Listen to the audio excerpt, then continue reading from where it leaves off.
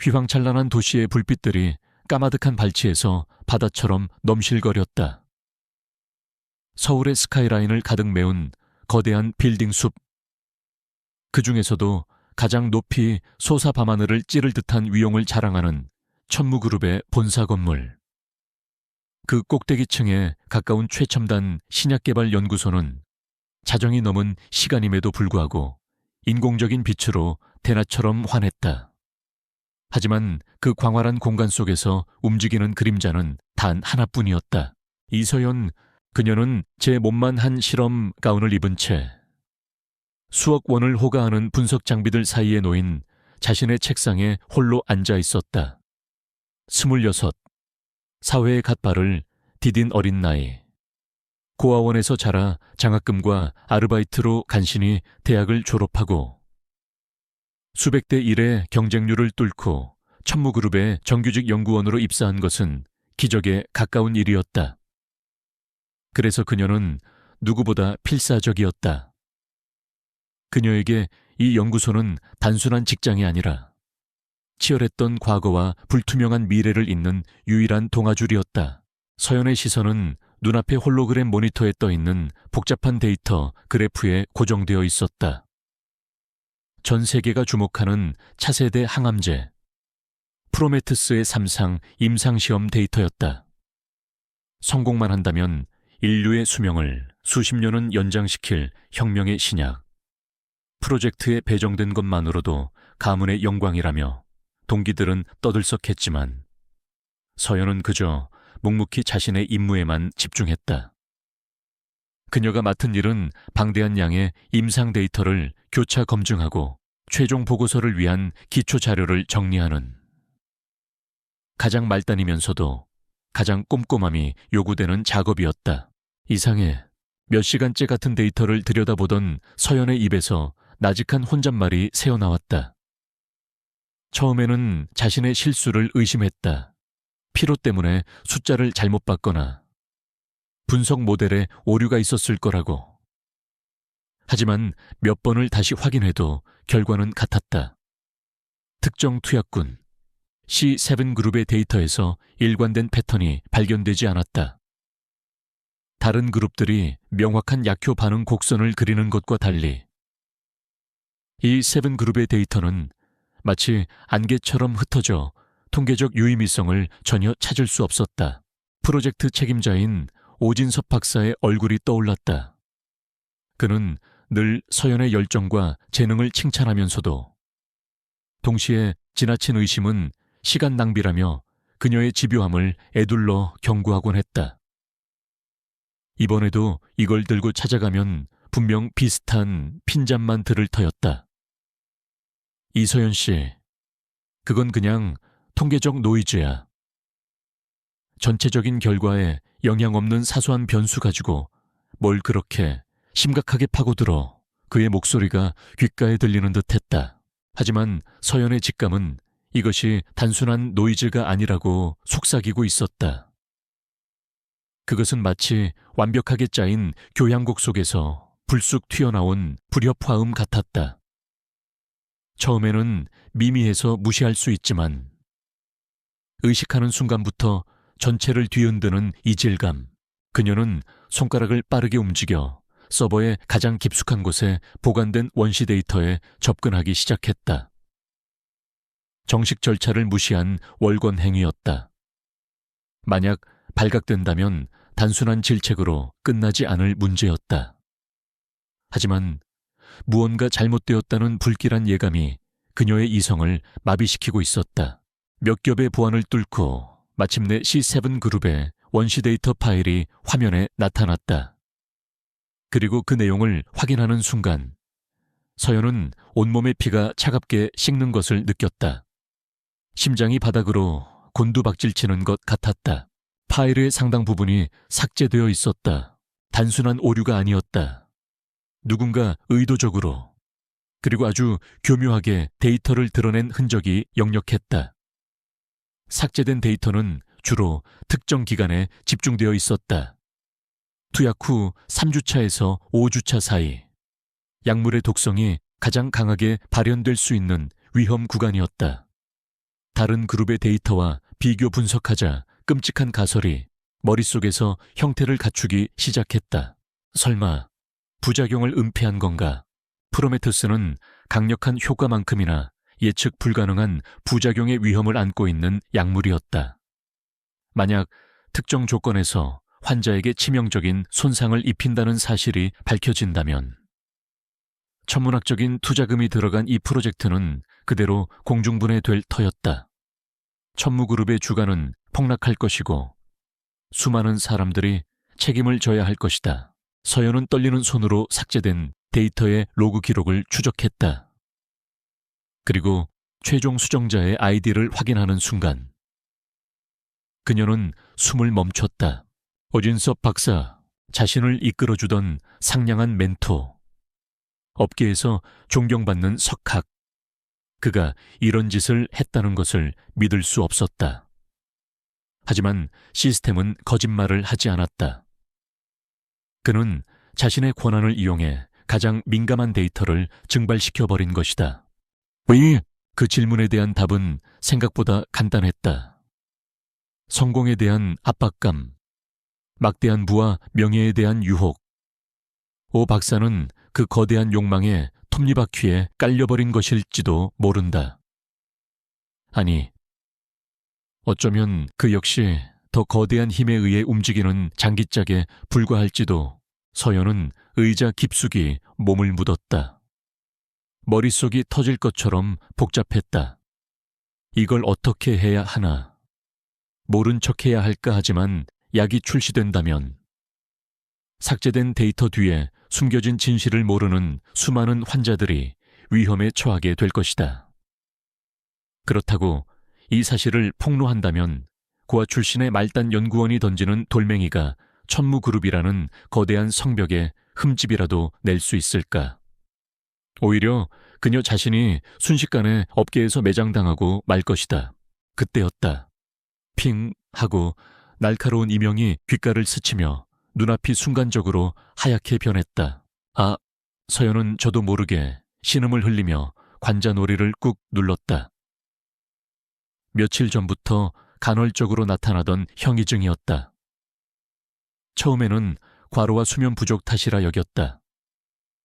매일 컵라면과 삼각김밥으로 끼니를 때우고 연구소의 간이 침대에서 쪽잠을 자는 생활의 연속이었으니 그럴 만도 했다. 하지만 오늘의 형이증은 평소와 달랐다. 세상이 빙글 도는 느낌과 함께 속이 울렁거렸다. 애써 헛구역질을 참으며 모니터를 보자. 초점이 맞지 않아 글자들이 여러 개로 겹쳐 보였다. 정신 차리자. 이서연, 너무 긴장해서 그래. 그녀는 스스로를 다독이며 자리에서 일어났다. 찬물로 세수라도 하면 나아질 것 같았다. 비틀거리는 걸음으로 탕비실로 향하는 복도는 유난히 길게 느껴졌다. 차가운 형광등 불빛이 대리석 바닥에 반사되어 몽환적인 분위기를 자아냈다. 복도 끝에 설치된 정수기 옆에는 여러 개의 개인 컵들이 놓여 있었다. 서연은 자신의 이름이 적힌 머그컵을 집어들었다. 언제나처럼 컵은 깨끗하게 씻겨 제자리에 놓여 있었다. 청소 아주머니의 배려일 것이라고. 그녀는 막연하게 생각했다. 차가운 물을 한가득 받아 단숨에 들이켰다. 얼음장 같은 냉수가 목구멍을 타고 내려가자 들끓던 속이 조금은 진정되는 듯했다. 하지만 컵을 내려놓는 순간 손끝이 미세하게 떨리고 있다는 것을 깨달았다. 단순한 피로감과는 다른 몸속 깊은 곳에서부터 시작되는 무력감이었다. 마치 누군가 자신의 에너지를 조금씩 빼내어가는 듯한 기분. 다시 자리로 돌아온 서연은 데이터를 외부 저장 장치에 복사하기 시작했다. 어떻게든 증거를 확보해야 했다. 누구를 믿어야 할지, 앞으로 어떻게 해야 할지는 알 수 없었지만 이 진실을 그대로 묻어버릴 수는 없었다. 그녀의 손이 덜덜 떨려 몇 번이나 비밀번호를 잘못 입력했다. 데이터 복사가 완료될 무렵 몸에서 또다시 이상 신호가 왔다. 이번에는 송곳과 발끝의 감각이 둔해지는 느낌이었다. 마치 얇은 막이 피부를 감싸고 있는 듯한 이질감. 그리고 입안에서는 희미한 소의 맛이 맴돌았다. 오늘 내 몸이 왜 이러지? 불안감이 엄습했다. 하지만 그녀는 애써 그 불안을 억누르며 복사된 저장 장치를 가방 깊숙한 곳에 찔러 넣었다. 오늘은 이만 퇴근해야겠다고 생각했다. 집으로 돌아가 잠을 푹 자고 내일 맑은 정신으로 다시 모든 것을 처음부터 검토해봐야 했다. 연구소를 나서는 그녀의 발걸음은 평소보다 훨씬 무거웠다. 텅 빈 엘리베이터 안, 거울에 비친 자신의 얼굴은 병자처럼 창백했다. 핏기 없는 입술, 초점을 잃은 눈동자. 스스로도 낯선 모습이었다. 빌딩을 빠져나와 차가운 새벽 공기를 마셨다. 택시를 탈 형편이 못 되는 그녀는 언제나처럼 버스를 타기 위해 정류장으로 향했다. 휘청, 순간 다리에 힘이 풀리며 하마터면 넘어질 뻔했다. 가까스로 가로등을 붙잡고 몸을 지탱했다. 심장이 미친 듯이 뛰고 식은땀이 등줄기를 타고 흘러내렸다. 거친 숨을 몰아쉬며 주변을 둘러보았다. 화려한 넌사인과 빠르게 스쳐 지나가는 자동차들의 불빛이 어지럽게 번져 보였다. 도시의 소음이 멀게만 느껴졌다.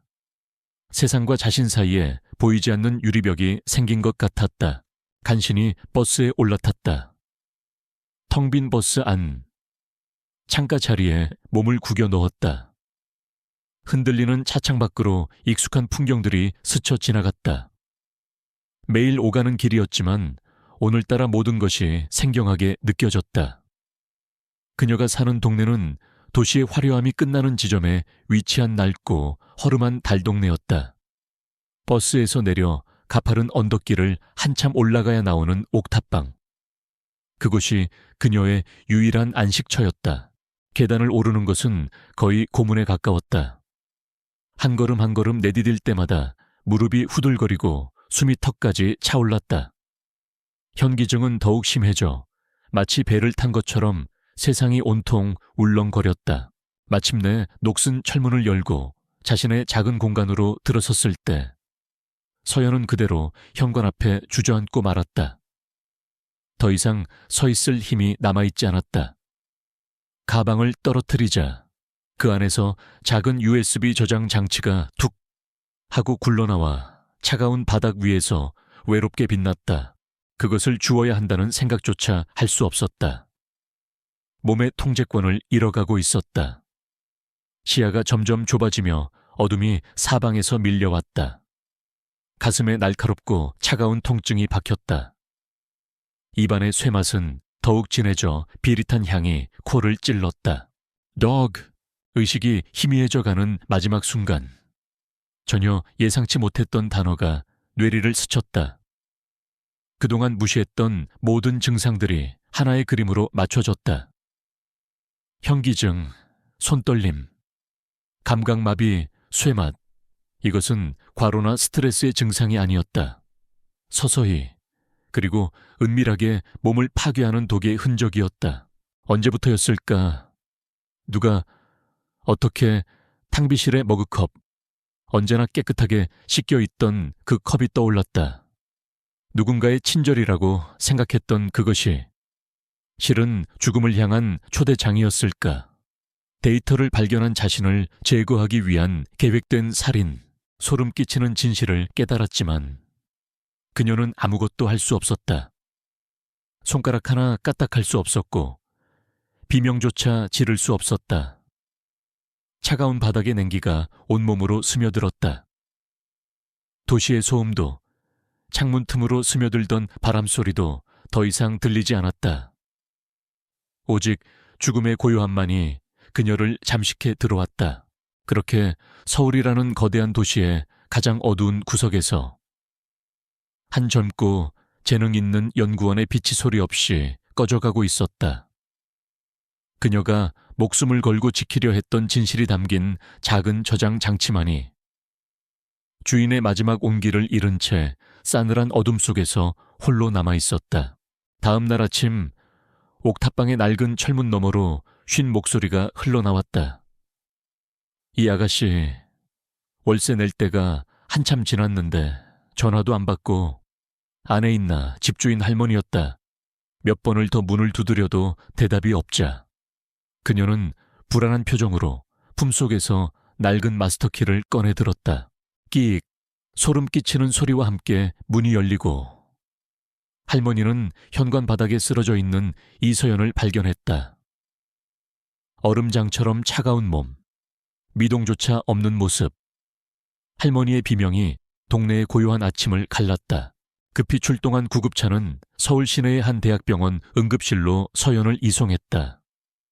각종 검사가 진행되었지만 의사들은 고개를 갸웃거릴 뿐이었다. 급성 심정지, 다발성 장기부전, 명백한 중독 증상이었지만 혈액 검사에서 그 어떤 종류의 독극물도 검출되지 않았다. 알려진 모든 약물에 대한 반응 검사 역시 음성이었다. 마치 그녀의 몸이 스스로 생명을 거부하는 것처럼 모든 생체 신호가 급격히 약해지고 있었다. 원인을 알 수가 없습니다.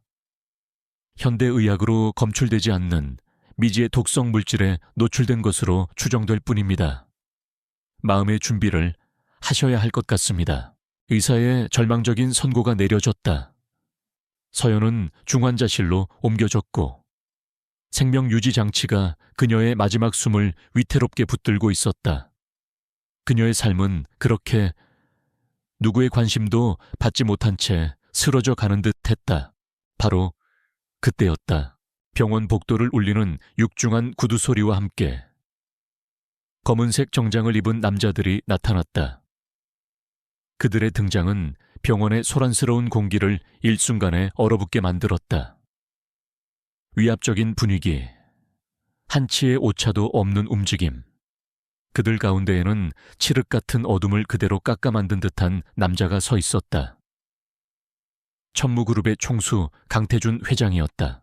그의 나이는 40대 초반으로 보였지만 깊이를 알 수 없는 눈빛과 서리처럼 차가운 표정은 그를 실제보다 훨씬 더 나이 들어 보이게도 혹은 초월적인 존재처럼 보이게도 만들었다. 그는 병원장의 요란한 인사를 가볍게 무시한 채 비서에게서 건네받은 서류를 담당 의사에게 내밀었다. 이서연 씨의 보호자입니다. 지금 즉시 환자를 다른 곳으로 이송하겠습니다. 내 보호자라뇨. 환자는 연고가 없는 것으로. 그리고 지금 상태로는 절대 움직일 수 없. 의사의 말을 자른 것은 강태준의 서늘한 시선이었다. 그것은 단순한 눈빛이 아니었다. 상대를 존재의 근원부터 압도하는 거부할 수 없는 권력의 무게 그 자체였다. 법적인 절차는 모두 마쳤습니다. 이송 중 발생하는 모든 책임은 내가 집니다. 그의 목소리는 낮고 조용했지만 그 안에 담긴 힘은 천둥과도 같았다. 의사는 더 이상 아무 말도 하지 못했다. 강태준이 손짓하자 함께 온 외부 의료팀이 일사불란하게 움직이기 시작했다. 그들은 병원의 장비와는 차원이 다른 최첨단 이동식 생명 유지 장치를 이용해 서연을 특수 제작된 구급차로 옮겼다. 모든 과정은 10분도 차에 걸리지 않았다. 병원 직원들은 마치 잘 짜인 첩보 영화의 한 장면을 보는 것처럼 멍하니 그 광경을 지켜볼 뿐이었다. 구급차는 서울의 번잡한 도로를 빠져나와 한적한 외곽으로 향했다. 한참을 달려 도착한 곳은 울창한 숲으로 둘러싸인 거대한 부지였다. 외부에서는 평범한 연수원 건물처럼 보였지만 지하로 연결된 비밀 통로를 통해 들어간 내부는 상상을 초월하는 공간이었다. 그곳은 강태준 회장 개인의 비밀 의료연구시설이자 세상에 알려지지 않은 최첨단 기술이 집약된 요새였다. 서연은 모든 것이 하얀색으로 이루어진 방으로 옮겨졌다. 벽, 천장, 바닥, 심지어는 공기마저 살균된 듯한 순백의 공간. 그녀의 몸에는 수십 개의 센서가 부착되었고 거대한 중앙 컴퓨터가 그녀의 모든 생체 신호를 실시간으로 분석하기 시작했다. 분석 결과 나왔습니다. 회장님, 혈액에서 극미량의 미확인 펩타이드 결합물이 검출되었습니다. 기존의 독극물 데이터베이스에는 존재하지 않는 물질입니다. 아마도 프로메테스 개발 과정에서 생성된 특정 단백질 변이체로 추정됩니다. 연구팀장의 보고를 들은 강태준의 눈이 가늘어졌다. 그의 옆에는 비서실장인 정수혁이 굳은 표정으로 서 있었다. 최진혁 부회장, 그 쥐새끼가 결국 선을 넘었군. 강태준의 목소리에는 차가운 분노가 서려 있었다.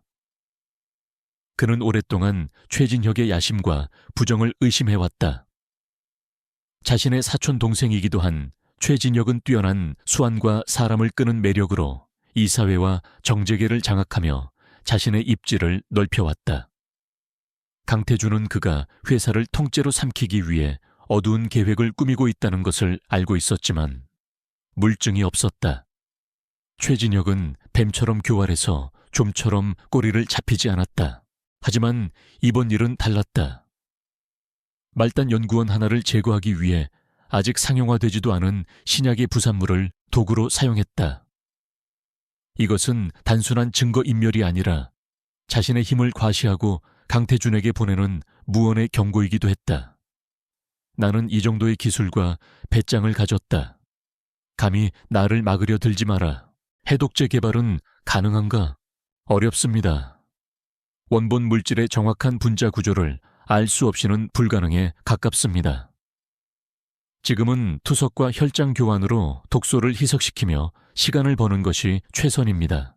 강태준은 유리병 너머 죽음의 문턱에서 사투를 벌이는 서연을 말없이 내려다보았다. 가녀린 몸, 창백한 얼굴. 하지만 그는 그녀의 파일을 통해 그녀가 어떤 삶을 살아왔는지 잘 알고 있었다. 지독한 가난과 불운 속에서도 결코 좌절하지 않고 자신의 힘으로 여기까지 올라온 아이.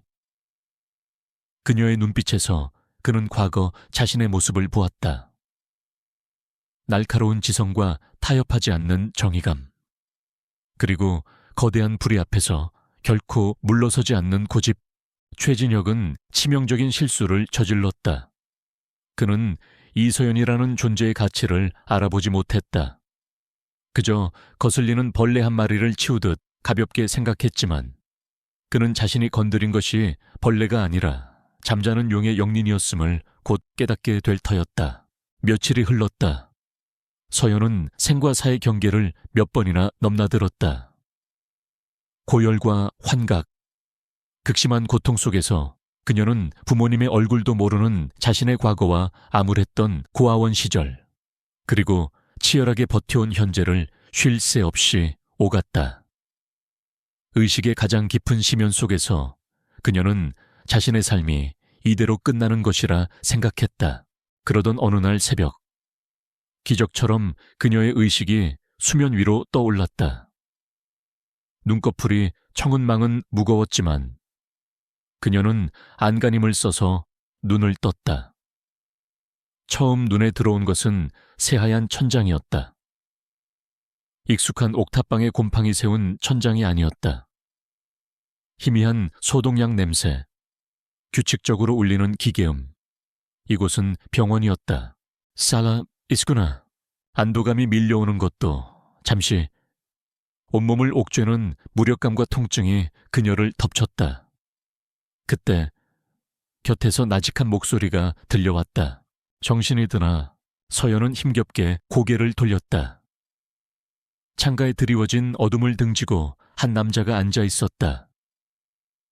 역광 때문에 얼굴은 보이지 않았지만 그가 뿜어내는 압도적인 존재감은 방 안의 공기를 무겁게 짓누르고 있었다. 세요. 목소리는 갈라져 제대로 나오지 않았다. 남자는 자리에서 일어나 그녀의 침대 곁으로 다가왔다. 희미한 불빛 아래 드러난 그의 얼굴을 확인하는 순간 서연은 숨을 멈췄다. 강태준 회장이었다. 입사식 때 멀리서 본 것이 전부인 하늘과도 같은 존재. 그가 왜 자신의 병실에 있는 것일까? 강태준은 아무 말 없이 그녀를 내려다보았다. 그의 시선은 날카로운 메스처럼 그녀의 내면을 꿰뚫어 보는 듯했다. 한참의 침묵 끝에 그가 입을 열었다. 프로메테스의 임상 데이터, C7그룹, 자네가 발견한 것이 맞나? 서연의 동공과 가늘게 떨렸다. 어떻게 그 사실을? 자네 몸에서 검출된 독은 그 프로젝트의 부산물이다. 오진섭 박사가 최진혁 부회장의 지시를 받고 자네를 제거하려 했지. 자네가 진실에 너무 가까이 다가갔기 때문에 강태준은 모든 것을 알고 있었다. 그의 목소리는 감정의 동요 없이 건조한 사실만을 전달하고 있었다. 나는 자네를 살렸다. 하지만 완벽하게 살린 것은 아니야. 독은 아직 자네 몸속에 남아있다. 언제 다시 자네의 목숨을 위협할지 알 수 없어. 해독제를 만들려면 최진혁의 연구소에 있는 원본 데이터가 필요하다. 서연은 혼란스러운 머리를 애써 굴렸다. 이 상황을 이해할 수 없었다. 왜 천무그룹의 회장이 자신을 구하고 이런 비밀스러운 이야기를 해주는 것일까? 마치 그녀의 생각을 읽기라도 한 듯 강태준이 말을 이었다. 최진혁은 내 적이다. 그는 회사를 좀먹는 암적인 존재지. 나는 오랫동안 그를 제거할 칼을 찾고 있었다. 그리고 자네가 그 칼이 될 수 있다는 사실을 발견했다. 그는 서연에게 두 가지 선택지를 제시했다. 첫 번째 선택, 내가 자네에게 새로운 신분과 평생 먹고 살 돈을 주겠다. 아무도 찾을 수 없는 곳으로 떠나서 조용히 살아라. 하지만 독의 위협하라하 평생 벗어날 수 없을 거다. 언제 죽을지 모르는 시한부 인생을 살게 되겠지. 그의 목소리는 얼음처럼 차가웠다. 두 번째 선택, 나와 손을 잡아라. 내가 가진 모든 자원과 힘을 이용해 자네를 지원하겠다. 이곳에서 해독제를 연구하고 동시에 최진혁을 무너뜨릴 무기가 되어라. 그의 숨통을 끊을 수 있는 사람은 그의 가장 깊은 곳을 들여다본 자네뿐이다. 그것은 제안이 아니었다. 시험에 가까웠다. 억울하게 죽을 것인가? 아니면 복수를 위해 괴물이 될 것인가? 이 싸움은 위험하다. 살아남는다는 보장은 없어.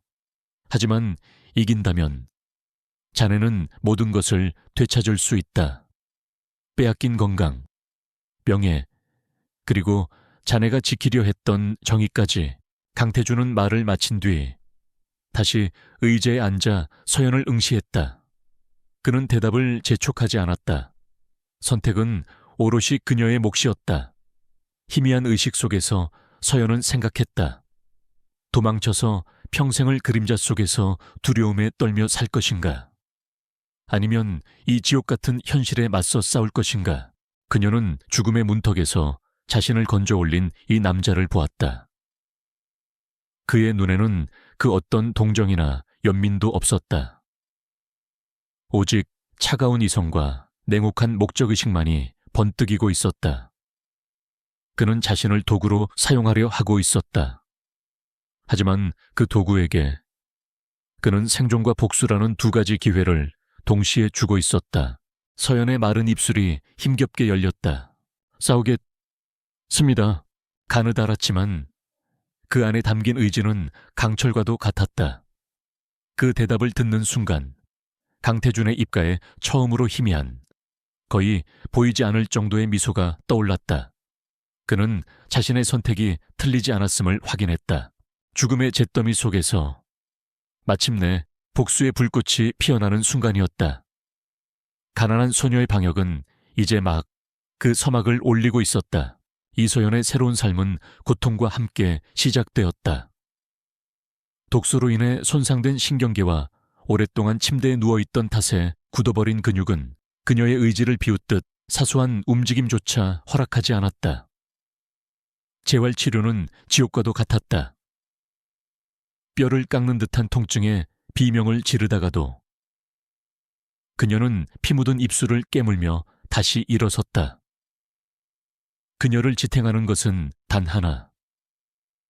최진혁의 오만한 얼굴을 떠올릴 때마다 심장에서 들끓는 불꽃 같은 분노였다. 그녀를 담당하는 의료진과 재활팀은 강태준이 세계 각지에서 스카우트해온 최고의 전문가들이었다. 그들은 감정을 드러내지 않는 얼굴로 기계처럼 정확하게 그녀의 상태를 체크하고 훈련을 진행했다. 그들의 눈에는 동정심이 없었다. 강태준이 내린 명령은 환자를 치료하라가 아니라 무기를 벼려내라였기 때문이다. 몸을 간신히 가눌 수 있게 되자마자 서연은 휠체어를 타고 연구실로 향했다. 피와 땀으로 얼룩진 재활실보다 복잡한 분석 장비와 데이터가 가득한 연구실이 그녀에게는 훨씬 더 편안한 안식처였다. 그녀의 첫 번째 연구 대상은 바로 그녀 자신이었다. 그녀는 자신의 혈액을 뽑아 원심 분리기에 넣고 각종 시약을 이용해 성분을 분리했다. 거대한 질량 분석기 화면에 떠오른 스펙트럼 데이터를 응시하는 그녀의 눈빛은 그 어느 때보다 날카롭게 빛났다. 그것은 자신의 몸을 파괴한 적의 얼굴을 마주하는 것과 같았다. 며칠 밤낮으로 이어진 분석 끝에 그녀는 마침내 독의 정체를 밝혀냈다. 강태준의 의료팀이 추측했던 대로 그것은 프로메테스의 특정 펩타이드 변이체였다. 하지만 단순한 부산물이 아니었다.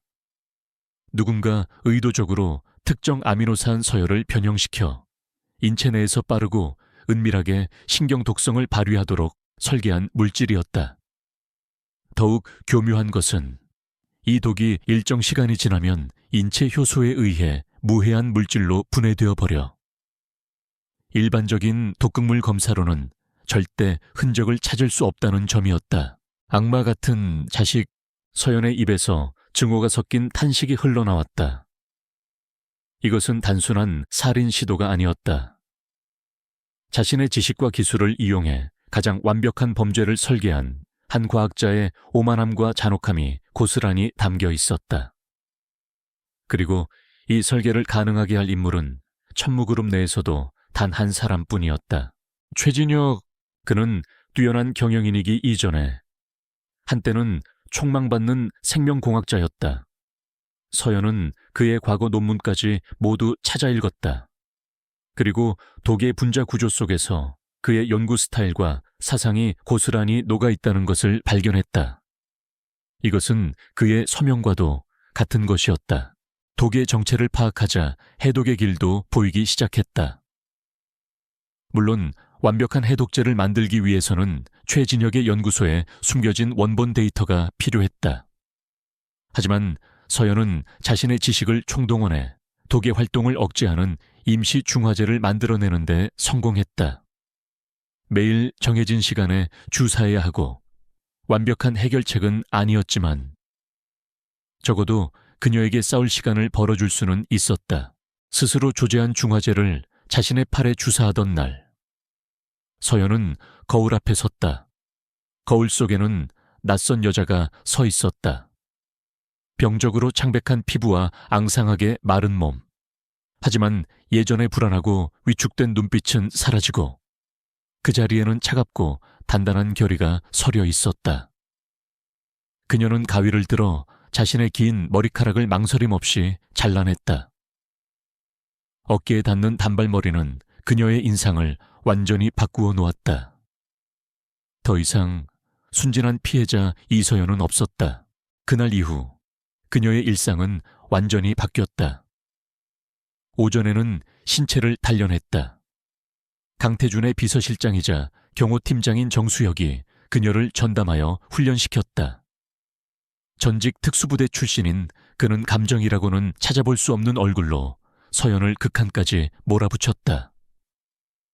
격투술, 사격, 잠입기술, 해킹과 보안, 심리전까지. 처음에는 서연의 연약한 모습을 보고 반신반의했던 그였지만 도끼 하나로 버텨내며 스펀지처럼 모든 것을 빨아들이는 그녀를 보며 그의 눈빛도 점차 바뀌어갔다. 그는 그녀에게서 생존자를 넘어선 사냥꾼의 본능을 보았다. 오후에는 서연의 시간이었다. 그녀는 강태준이 제공하는 방대한 정보를 분석하며 최진혁의 제국을 해부하기 시작했다. 그의 자금 흐름, 인맥, 약점, 수백 개의 페이퍼 컴퍼니를 통해 거미줄처럼 얽힌 비자금 채널, 뇌물로 엮인 정관계 인사들, 그의 비밀스러운 사생활까지. 서연은 흩어져 있던 정보의 조각들을 하나씩 꿰맞춰 거대한 그림을 완성해 나갔다. 그녀의 명숙한 두뇌는 복잡한 데이터 속에서 핵심을 꿰뚫어 보는데 탁월한 능력을 발휘했다. 최진혁의 가장 큰 약점은 그의 오만함입니다. 강태준과의 전략회의에서 서연이 말했다. 그녀의 목소리는 이전과 달리 차분하고 날카로웠다. 그는 자신이 모든 것을 통제하고 있다고 믿습니다. 누구도 감히 자신의 아성에 도전할 수 없다고 생각하죠. 그렇기 때문에 직접적인 공격보다는 그의 통제력에 대한 믿음 자체를 서서히 무너뜨려야 합니다. 그가 자신의 제국에 스스로 균열을 만들도록 유도하는 겁니다. 강태준은 말없이 그녀를 바라보았다. 그의 눈에는 만족스러운 빛이 감돌았다. 그는 사람을 잘못 보지 않았다. 죽음의 문턱에서 돌아온 이 어린 사자는 그가 상상했던 것 이상으로 예리한 발톱을 지니고 있었다. 구체적인 계획은 첫 번째 목표는 그의 자금줄 중 하나인 블루핀 캐피탈입니다. 해외 조세피난처에 세워진 유령 회사로 프로메테스와 관련된 불법 임상시험 자금과 비자금을 세탁하는 통로입니다. 이 회사를 직접 공격하면 최진혁이 바로 알아챌 겁니다. 대신 블루핀 캐피탈이 투자한 다른 합법적인 사업체를 공격해 연쇄적인 손실을 입힐 겁니다. 최진혁은 단순한 투자 실패로 생각하겠지만 그의 돈줄은 마르기 시작할 거고 자금 압박을 받은 그의 파트너들은 서서히 동요하게 되겠죠. 그녀의 계획은 대담하면서도 정교했다. 마치 수십 년 경력의 베테랑 전략가 같았다. 필요한 게 있나? 새로운 신분이 필요합니다. 아무도 의심하지 않을 최진혁의 세계에 자연스럽게 스며들 수 있는 신분으로요. 그리고 저를 이서연이라고 부르지 말아 주십시오. 서연은 잠시 말을 끊었다. 그 아이는 이미 죽었습니다. 그녀의 말에 강태준도 정수혁도 아무런 대답을 하지 않았다. 그것은 사실이었기 때문이다. 새로운 신분증이 나왔다. 한유라, 나이 29. 해외에서 MBA를 마친 유능한 프리랜서 재무 컨설턴트. 꼼꼼하게 조작된 학력과 경력. 재산 증명 서류는 그 누구도 의심할 수 없을 만큼 완벽했다. 서연은 한유라가 되기 위해 말투와 걸음걸이, 표정 하나하나까지 뜯어 고쳤다. 낡은 티셔츠와 청바지 대신 몸에 꼭 맞는 명품 정장과 하이힐이 그녀의 새로운 갑옷이 되었다. 모든 준비가 끝난 날, 그녀는 시설을 떠나기 전 마지막으로 강태준을 만났다. 두렵지 않나? 강태준이 물었다. 두려움은 사치입니다. 한유라. 아니, 서연이 대답했다. 제가 느끼는 것은 오직 해야 할 일에 대한 책임감 뿐입니다. 강태준은 작은 상자를 그녀에게 건넸다. 안에는 심플한 디자인의 만년필이 들어있었다. 평범한 펜이 아니다. 비상시엔 송신기이자 호신용 무기로도 쓸 수 있지. 정수혁 실장이 항상 자네 주변을 경계하겠지만 결국 싸워야 하는 건 자네 자신이다. 명심해라. 자네는 더 이상 혼자가 아니야. 그것은 강태준이 할 수 있는 최선의 격려였다. 시설을 나서는 서연의 발걸음은 가볍고 단단했다. 그녀는 뒤를 돌아보지 않았다. 그녀가 지난 몇 달간 머물렀던 하얀 요새는 이제 그녀의 과거가 되었다.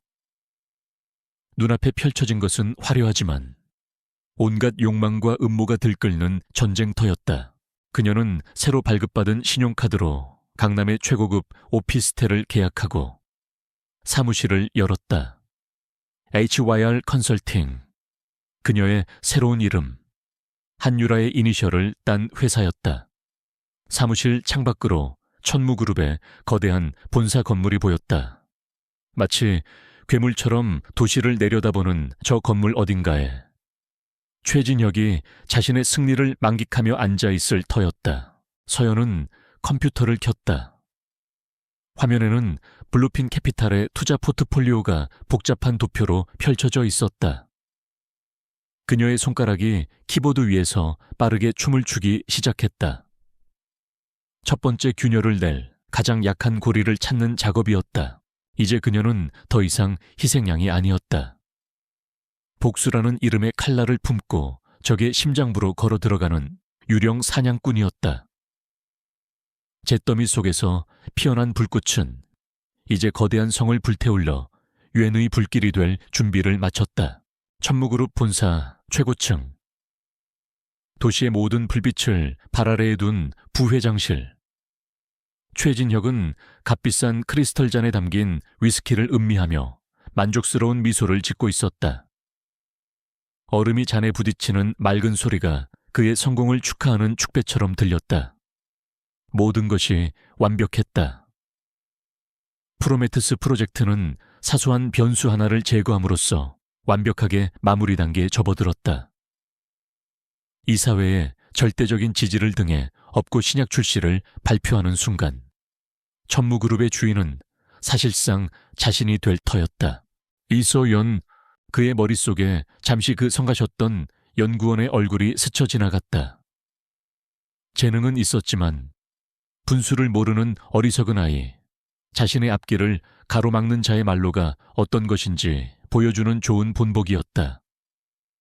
그는 보고를 통해 그녀가 병원에서 연고 없는 행여병자로 처리되어 조용히 죽었음을 확인했다. 이 거대한 도시에서 누구 하나 기억하지 못할 먼지 같은 죽음이었다. 최진혁은 작은 벌레 한 마리를 밟아 죽인 것처럼 그 일을 까맣게 잊었다. 똑똑, 노크 소리와 함께 오진섭 박사가 창백한 얼굴로 들어왔다. 그의 어깨는 잔뜩 움츠러들어 있었다. 부회장님, 최종 보고서 초안입니다. 최진혁은 보고서를 건네받는 척하며 그의 귓개 뱀처럼 속삭였다. 아직도 밤에 잠은 잘 자나. 오, 박사. 오진섭의 몸이 경직되었다. 식은땀이 그의 임에 셔츠 깃을 적셨다. 무슨 말씀이신지 깨끗하게 처리됐다는 뜻이야. 그러니 자네는 아무것도 걱정할 필요 없어. 하던 대로 연구에만 매진해. 자네의 빛나는 미래를 위해서 최진혁은 오진섭의 어깨를 두드리며 인자한 미소를 지었다. 하지만 그의 눈은 웃고 있지 않았다. 그것은 복종하지 않으면 너 또한 그렇게 될 수 있다는 무언의 협박이었다. 오진섭은 황급히 허리를 숙여 인사하고는 도망치듯 부회장실을 빠져나갔다. 그 비굴한 뒷모습을 보며 최진혁은 경멸의 미소를 흘렸다. 그는 인간을 다루는 법을 알았다.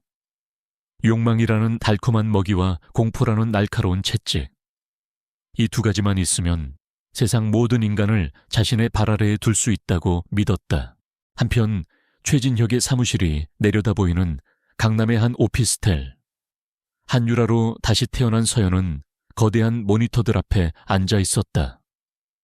그녀의 미니멀한 사무실은 차가운 금속과 유리로 이루어져 마치 잘 만들어진 기계의 내부를 연상시켰다. 그녀의 눈은 감정 없이 화면의 데이터를 좇고 있었다. 그녀의 첫 번째 목표는 최진혁의 비밀 프로젝트에 치명적인 타격을 줄 수 있는 IT7이라는 희귀생물 반응제였다.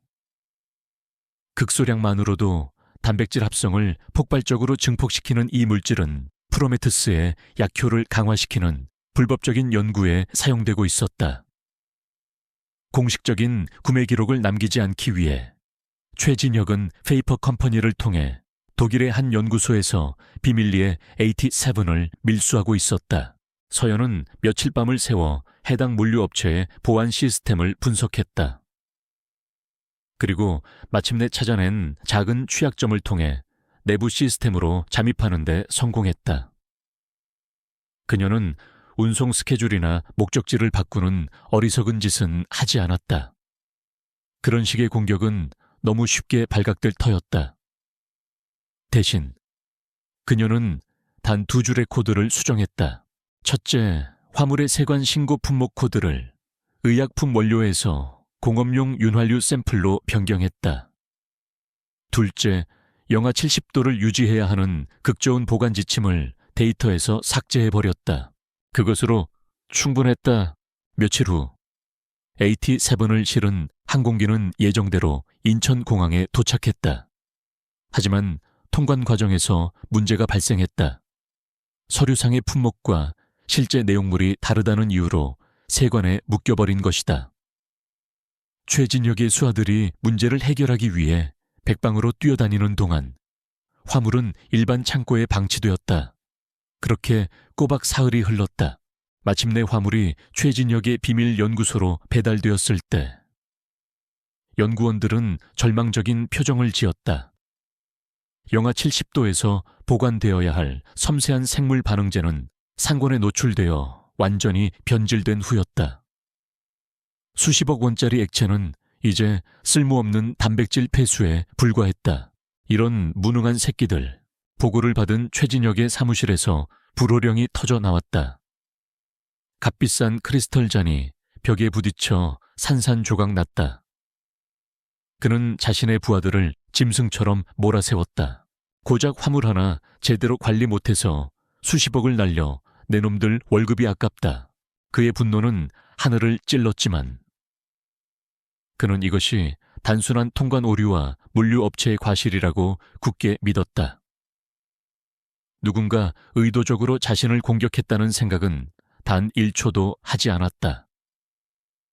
감히 누가 이 대한민국에서 하늘 같은 자신의 심기를 건드릴 배짱을 가진 자가 있다고는 상상조차 할 수 없었다. 그의 오만함은 그의 눈을 멀게 만들고 있었다. 최진혁이 망가진 화물 때문에 길길이 날뛰는 동안 서연은 이미 2번째 공격을 시작했다. 그녀는 블루핀 캐피탈의 자금 흐름을 분석하던 중 최근 한 정치인의 아들 명의로 거액의 자금이 흘러 들어간 정황을 포착했다. 프로메테스의 식약처 승인을 위한 로비 자금일 가능성이 높았다. 서연은 이 거래와 관련된 서류 몇 개를 발췌하여 완벽하게 익명화된 이메일 계정을 통해 국세청의 한 조사관에게 보냈다. 그녀가 선택한 조사관은 강성호라는 인물로 실적에 목말라 있지만 윗선의 압력 때문에 번번이 좌절해온 정의감과 야망이 뒤섞인 인물이었다. 서연은 그의 성향을 정확히 파악하고 그가 외면할 수 없는 미끼를 던진 것이다. 이메일에는 어떤 설명도 없었다. 오직 몇 개의 계좌번호와 날짜, 그리고 진실은 숫자에 있다는 한 줄의 문장뿐이었다. 강성호 조사관은 처음에는 스팸 메일이라고 생각했다. 하지만 무언가에 이끌린 듯 계좌를 조회해본 그는 수상한 자금 흐름을 발견하고 눈을 빛냈다. 거대한 무언가가 숨겨져 있다는 직감이 그의 온몸에 전율을 일으켰다.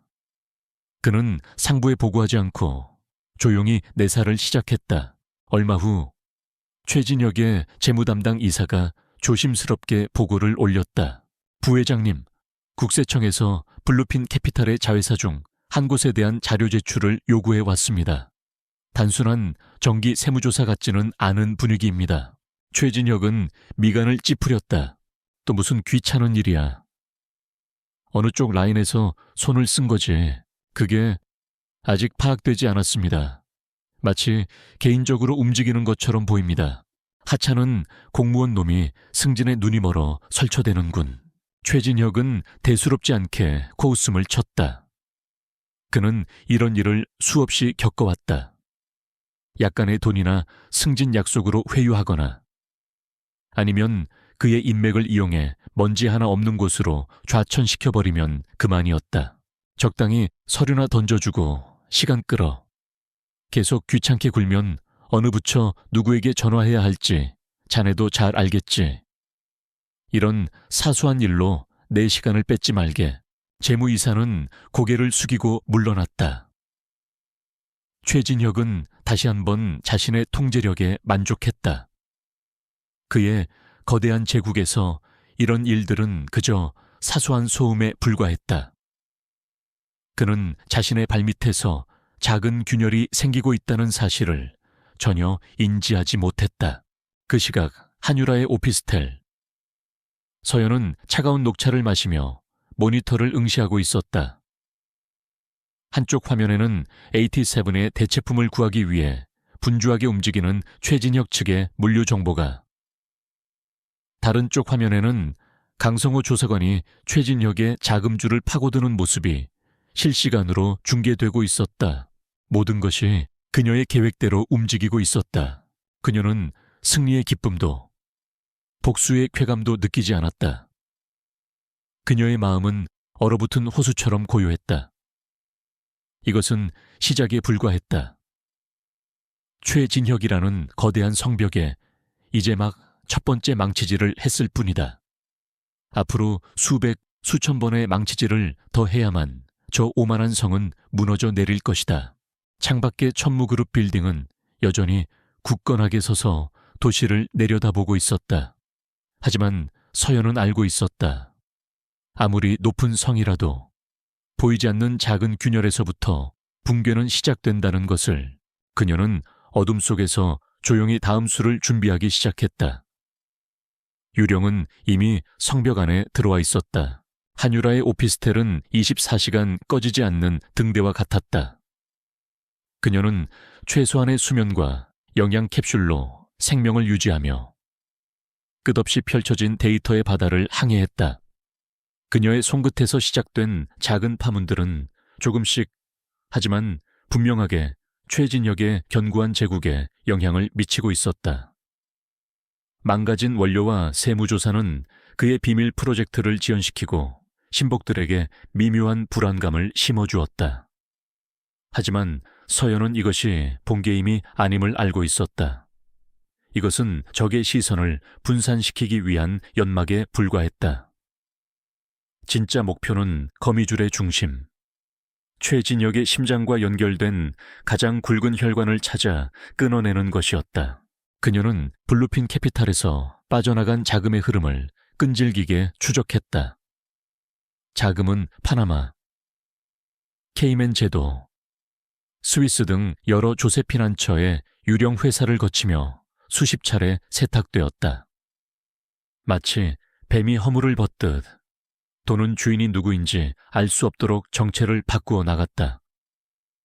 하지만 아무리 복잡한 자금 세탁이라도 디지털 세상에서는 희미한 흔적을 남기기 마련이었다. 서연은 그 흔적을 놓치지 않았다. 마침내 자금의 최종 목적지로 보이는 한 기업의 이름이 수면 위로 떠올랐다. 에델가르드 파마, 에스텔갓 파르마, 하타체, 유럽을 기반으로 한 천무그룹의 가장 강력한 경쟁사였다. 단순한 비자금 조성이 아니었군. 보고를 받은 강태준의 표정이 싸늘하게 굳었다. 화상회의 화면 너머로 보이는 그의 눈빛은 분노로 이글거렸다. 그놈이 회사를 통째로 팔아넘기려 하고 있었어. 최진혁의 계획은 강태준의 상상을 초월하는 것이었다. 그는 단순히 천무그룹의 경영권을 찬탈하려는 것이 아니었다. 프로메트스의 불완전한 데이터를 경쟁사인 에델가르드에 팔아넘기고, 그 대가로 천문학적인 돈과 에델가르드의 아시아 지부 총괄 책임자 자리를 약속받은 것이었다. 그는 천무그룹의 모든 기술과 인력을 빼내 에델가르드에 바치고 자신은 새로운 제국의 왕이 되려는 속셈이었다. 이것은 배신을 넘어선 매국 행위와도 같았다. 최진혁과 에델가르드 사이에 통신 기록을 확보해야 합니다. 계약의 실체를 증명할 결정적인 증거가 될 겁니다. 서연의 말에 강태준의 곁에 서 있던 정수혁 실장이 고개를 저었다. 불가능에 가깝습니다. 그들은 자체 개발한 군사 등급의 암호화 프로토콜을 사용합니다. 외부에서 뚫는 것은 암호는 결국 인간이 만드는 겁니다. 완벽한 암호는 없어요. 서연은 단호하게 말했다. 그녀는 에델가르드의 시스템을 분석하기 시작했다. 그리고 강태준에게서 최진혁의 개인적인 모든 정보를 넘겨받았다. 그의 생일부터 혈액형, 첫사랑의 이름, 키우던 개의 이름까지. 그녀는 단순한 해커가 아니었다. 그녀는 인간의 심리를 파고드는 프로파일러였다. 며칠간의 분석 끝에 그녀는 암호의 패턴 속에서 미세한 규칙성을 발견했다. 그것은 특정 클래식 작곡가의 교향곡 선율과 일치했다. 그리고 그 작곡가는 최진혁이 가장 존경한다고 공공연하게 말하고 다니던 인물이었다. 그는 자신의 오만함을 암호 속에까지 심어놓았던 것이다. 마침내 암호의 마지막 조각이 풀리고 최진혁과 에델가르드 CEO가 주고받은 수십 통의 암호화된 이메일이 화면의 모습을 드러냈다. 거기에는 프로메테스의 데이터를 넘기는 대가와 조건, 그리고 천무그룹을 어떻게 무너뜨릴지에 대한 구체적인 계획이 적나라하게 담겨 있었다. 이제 거미를 잡을 덫은 준비되었습니다. 남은 것은 거미줄에 걸린 다른 벌레들을 하나씩 떼어내는 일입니다. 서연의 다음 목표는 최진혁의 네트워크를 구성하는 핵심 인물들이었다. 그녀는 돈의 흐름과 정보를 교차 분석하여 거미줄의 주요 마디들을 정확히 식별해냈다. 첫 번째 마디는 식품의약품안전처의 윤상현 국장이었다. 그는 프로메테스의 최종 인허가를 책임진 인물로 최진혁에게서 거액의 뇌물을 받고 임상 데이터의 문제점들을 눈감아 주기로 약속한 상태였다. 서연은 그가 아들 명의로 받은 뇌물 자금의 일부를 해외 유학 중인 딸의 호화로운 생활비로 송금한 내역을 찾아냈다. 또한 그가 상습적으로 드나드는 고급 룸살롱의 CCTV 영상까지 확보했다. 완벽한 덫이었다. 두 번째 마디는 천무그룹 내부의 공모자들이었다. 오진섭 박사를 필두로 한 핵심 연구원 4명. 그들은 최진혁에게서 막대한 성공 보수를 약속받고 데이터 조작에 적극적으로 가담했다. 서연은 그들의 계좌로 흘러 들어간 돈의 출처가 블루핀 캐피탈이라는 것을 증명할 자료를 확보했다. 동시에 그들이 나눈 내부 메신저 대화 기록을 복원하여 자신들이 무슨 짓을 했는지 명확하게 인지하고 있었다는 증거까지 찾아냈다. 모든 증거는 여러 개의 보안 서버에 분산 저장되었다. 이제 단 하나의 스위치만 누르면 최진혁의 제국을 한 번에 무너뜨릴 수 있는 폭탄이 준비된 셈이었다.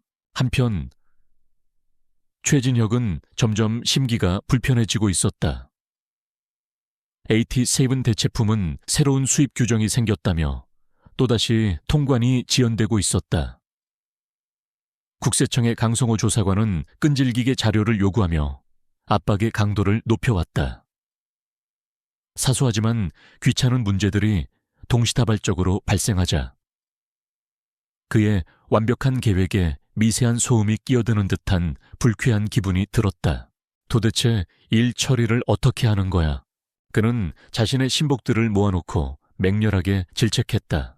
고작 세무조사 하나 막지 못해서 질질 끌고 원료 수급 하나 제대로 못해서 프로젝트 전체를 지연시켜 너희들 전부 월급만 축내는 쓰레기들이야.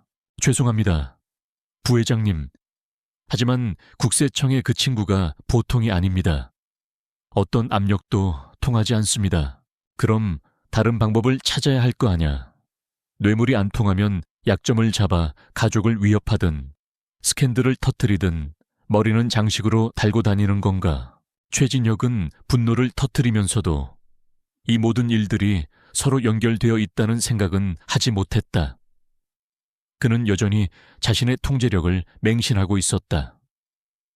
이 모든 것은 그저 재수없는 우연의 일치일 뿐이며 자신의 부하들이 무능해서 벌어진 일이라고 치부했다. 오히려 그의 의심은 외부가 아닌 내부로 향하기 시작했다. 혹시 내부에 배신자가 있는 건가? 그의 의심은 가장 가까이에 있는 오진섭 박세계로 향했다. 그는 요즘 들어 눈에 띄게 불안해하고 있었다. 최진혁은 오진섭을 따로 자신의 사무실로 불렀다. 오, 박사, 요즘 안색이 안 좋아 보이는군. 무슨 걱정거리라도 있나? 최진혁의 부드러운 목소리에 오진섭은 화들짝 놀라며 손사래를 쳤다. 아, 아닙니다, 부회장님. 제가 어찌 감히 이서연 그 아이 확실하게 처리된 거 맞겠지? 뒤탈은 없는 건가? 네, 그럼요. 제가 직접 확인했습니다. 흔적도 없이 깨끗합니다. 오진섭은 필사적으로 대답했지만 그의 떨리는 눈동자는 최진혁의 의심을 더욱 키울 뿐이었다. 최진혁은 오진섭의 어깨에 손을 얹었다. 그래, 믿네. 우리는 한 배를 탔으니까. 배신은 곧 죽음이라는 걸 자네도 잘 알겠지. 최진혁의 소나귀에 힘이 들어가자 오진섭의 얼굴이 하얗게 질렸다. 최진혁은 의심의 씨앗을 심는 것으로 만족하고 그를 돌려보냈다. 그는 자신의 공포 정치가 내부의 기강을 바로잡아 줄 것이라고 생각했다. 하지만 그가 심은 것은 불신이라는 더 큰 균열의 씨앗이었다. 그날 밤 한유라의 오피스텔. 그녀는 거대한 스크린 앞에 서 있었다. 스크린에는 그녀가 몇 주간 공들여 완성한 관계도가 펼쳐져 있었다. 중심에는 최진혁의 사진이 있었고 그에게서부터 수십 개의 선이 뻗어나가고 있었다. 에델가르드 파마, 블루핀 캐피탈, 윤상현 국장, 오진섭과 연구팀, 그리고 그 외의 수많은 조력자들. 그의 범죄 제국에 대한 완벽한 지도였다. 이제 사냥의 순서를 정할 시간이었다. 그녀는 스크린에 떠있는 윤상현 국장의 사진을 손가락으로 가리켰다. 그는 이 거대한 카르텔에서 가장 약한 고리이자 동시에 가장 상징적인 인물이었다. 국가의 녹을 먹는 공직자가 거대 자본의 개가 되어 국민의 생명을 위협하는 데 앞장섰다. 그를 먼저 무너뜨림으로써 최진혁의 방패에 첫 번째 구멍을 낼 생각이었다. 서연은 키보드에 손을 올렸다. 그녀의 얼굴에는 어떤 감정도 떠오르지 않았다. 오직 얼음처럼 차가운 이성과 불처럼 뜨거운 목표의식만이 존재할 뿐이었다. 거미줄의 중심을 향한 사냥이 이제 본격적으로 시작되고 있었다. 한유라의 공격은 소리 없이 시작되었다. 그것은 물리적인 파괴가 아닌 신뢰와 관계라는 인간의 가장 취약한 연결고리를 파고드는 심리전이었다. 그녀의 첫 번째 목표. 식약처의 윤상현 국장은 최진혁이 쌓아 올린 부패의 피라미드에서 가장 불안정한 벽돌이었다. 그를 빼내면 피라미드 전체가 흔들릴 터였다. 서연은 윤 국장을 직접 협박하거나 그의 비리를 언론에 터뜨리는 대신 훨씬 더 교묘한 방법을 선택했다. 그녀는 그가 스스로 무너지도록, 그가 가장 신뢰하는 동아줄이었던 최진혁을 자신의 손으로 끊어내도록 만들 계획이었다. 작업은 이메일 한 통으로 시작되었다. 서연은 최진혁의 개인 비서가 사용하는 이메일 서버의 취약점을 이용해 완벽하게 위조된 발신 정보를 만들어냈다. 그녀는 최진혁이 윤 국장의 정치적 라이벌인 한 의원에게 보내는 것처럼 꾸민 메일을 작성했다. 내용은 모호했지만 프로메테우스 인허가 과정의 작은 잡음을 정리하기 위해 윤 국장 카드를 정리할 수도 있다는 뉘앙스를 강하게 풍겼다. 그리고 이메일을 윤 국장의 개인 이메일로 실수로 잘못 전달된 것처럼 보냈다. 마치 비서가 참조 수신인을 잘못 지정한 것처럼. 월요일 아침 자신의 사무실에서 커피를 마시던 윤 국장은 스마트폰으로 이메일을 확인하다가 사례가 들렸다. 그의 눈이 믿을 수 없다는 듯이 화면에 고정되었다. 심장이 철렁 내려앉았다. 손이 덜덜 떨려 커피잔을 떨어뜨릴 뻔했다. 이게 무슨 소리야. 나를 정리해. 그는 즉시 최진혁에게 전화를 걸었다. 하지만 전화를 받은 최진혁의 반응은 냉담했다. 그는 이제 막 중요한 회의를 시작하려던 참이었다. 윤 국장, 무슨 일이야? 용건만 간단히 하게. 부회장님, 방금 이상한 이메일을 받았습니다. 부회장님께서 저를 이메일 윤 국장, 지금 바쁜 사람이야. 그런 사소한 일로 호들갑 떨지 말게. 요즘 너무 예민한 것 아닌가. 정신 똑바로 차려. 최진혁은 일방적으로 전화를 끊어버렸다. 그의 입장에서는 정말로 사소한 일이었다. 하지만 전화기 너머의 윤 국장에게는 사형 선고나 다름없었다. 최진혁의 냉담한 반응은 그의 의심을 확신으로 바꾸어 놓았다. 그 이메일은 진짜였어. 최진혁이 나를 버리려는 거야. 공포가 그의 온몸을 뱀처럼 휘감았다. 서연의 두 번째 공격은 더욱 대담했다.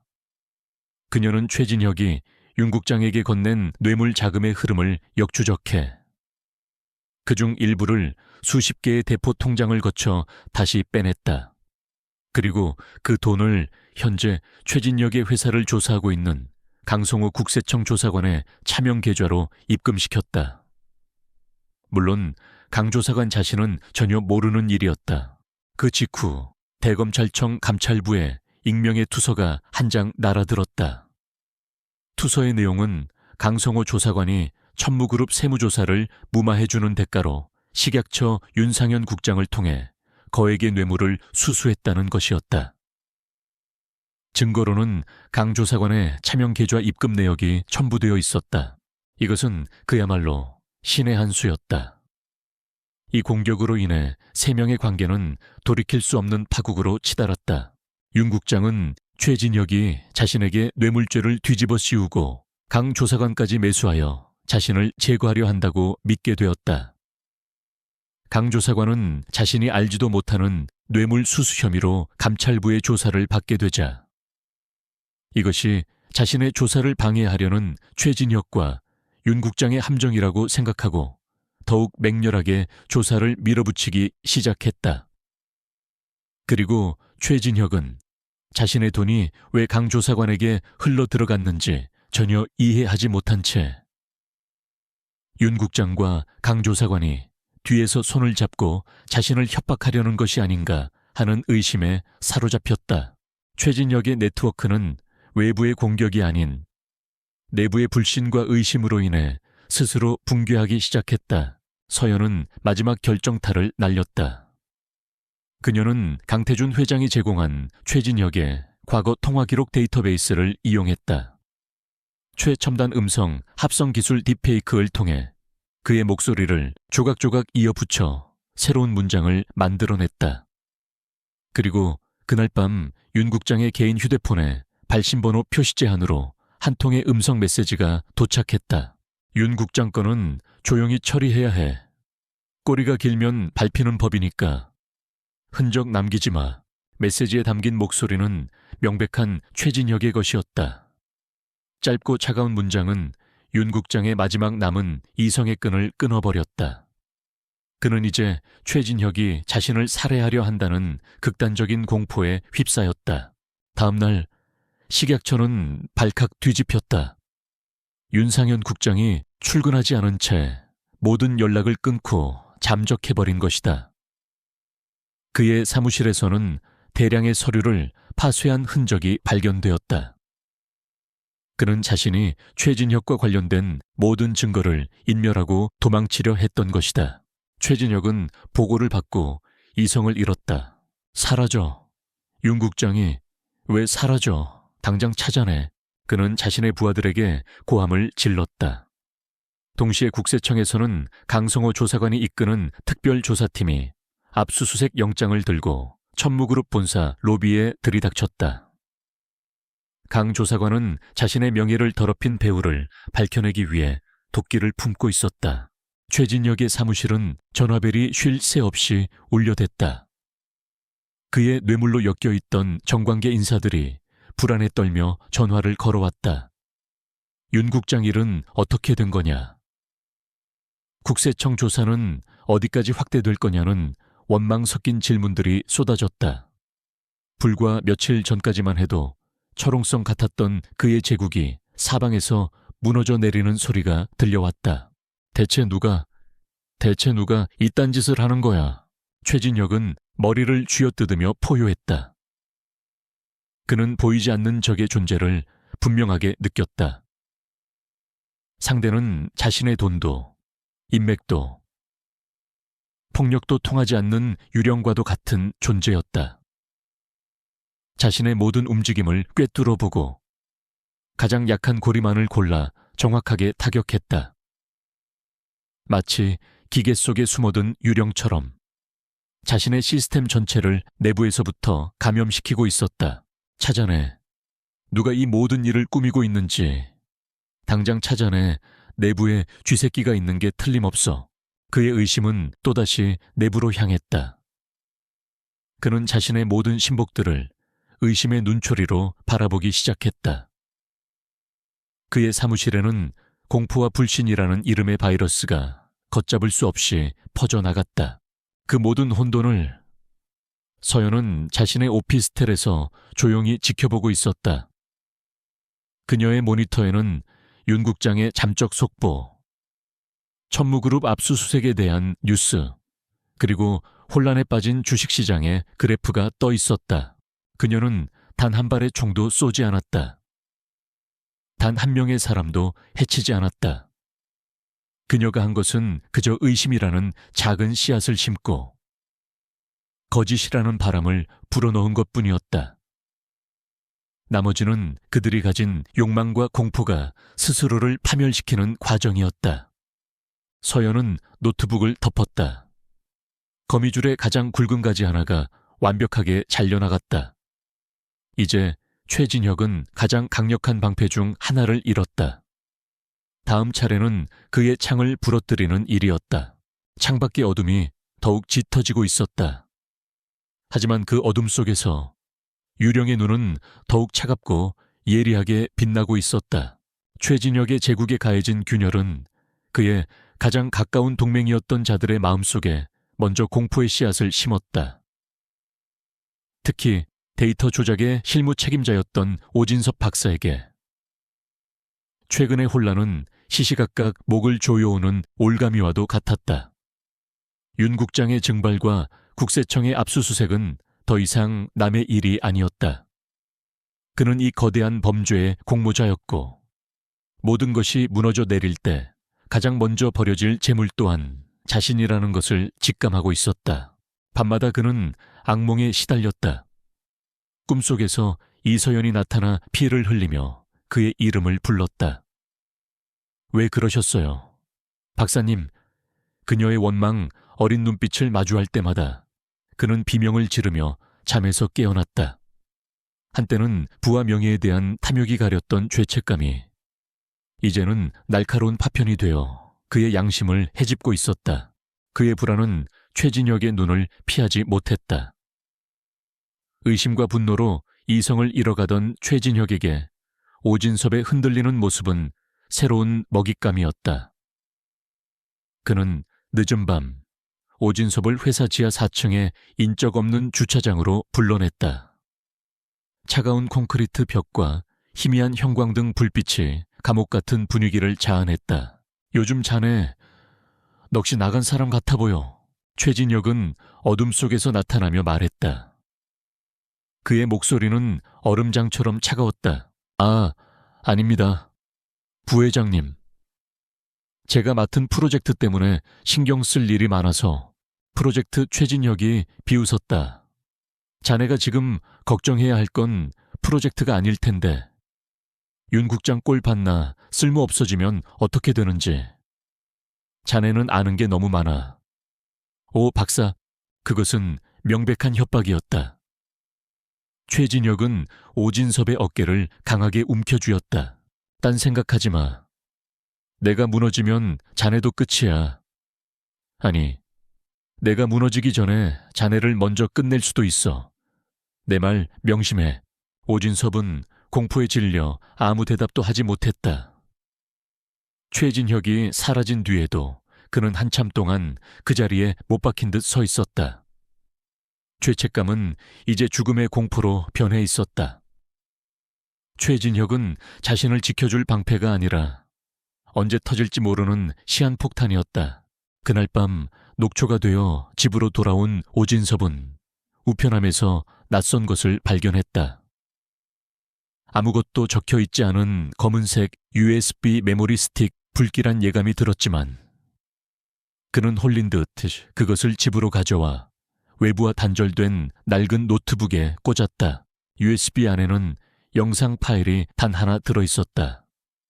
그는 떨리는 손으로 파일을 클릭했다. 화면에 나타난 것은 병원 복도의 CCTV 영상이었다. 들것에 실려가는 이서연의 창백한 얼굴이 보였다. 영상 하단에는 날짜와 시간이 선명하게 찍혀 있었다. 그리고 화면이 바뀌었다. 이번에는 한적한 골목길이었다.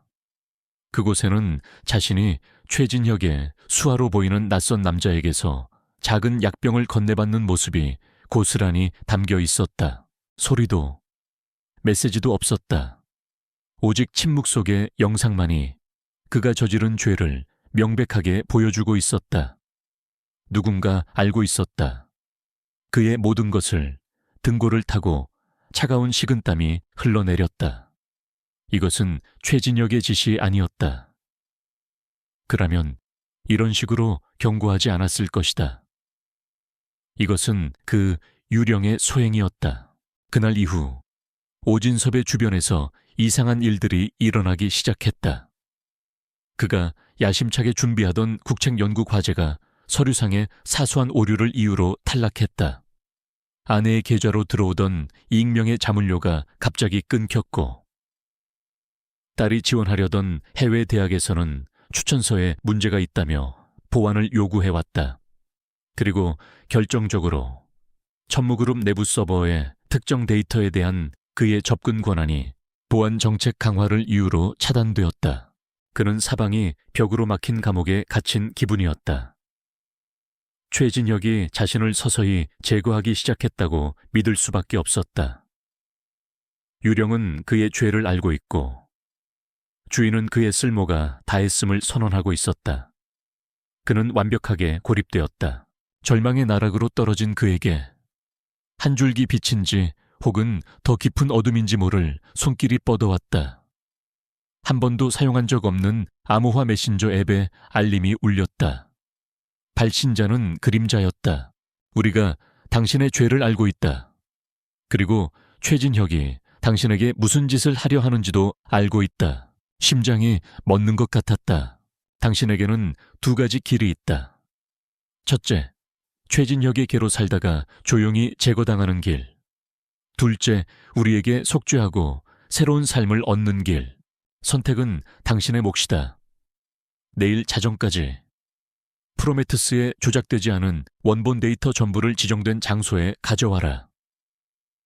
그러면 당신과 당신 가족이 아무도 모르는 곳에서 살아갈 수 있도록 해주겠다.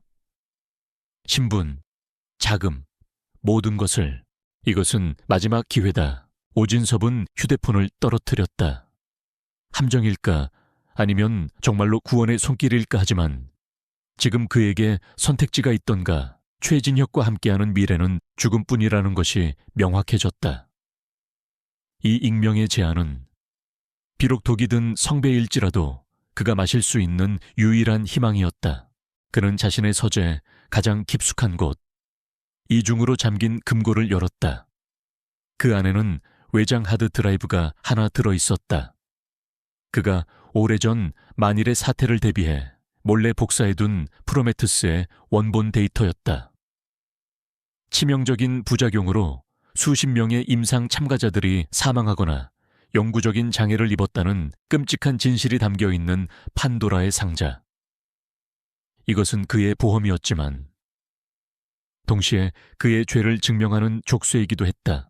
그는 하드 드라이브를 손에 쥔 채 한참을 망설였다. 이것을 넘기는 순간 그는 모든 것을 잃게 될 것이다. 그의 명예, 경력, 부. 하지만 동시에 지긋지긋한 죄책감과 죽음의 공포에서 벗어날 수 있을지도 모른다. 사랑하는 가족을 지킬 수 있을지도 모른다.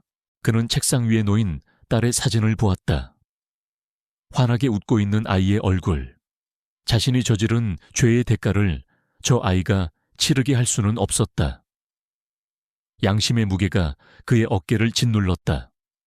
과학자로서의 양심, 아버지로서의 양심, 자정이 가까워 오고 있었다. 오진섭은 자리에서 일어났다.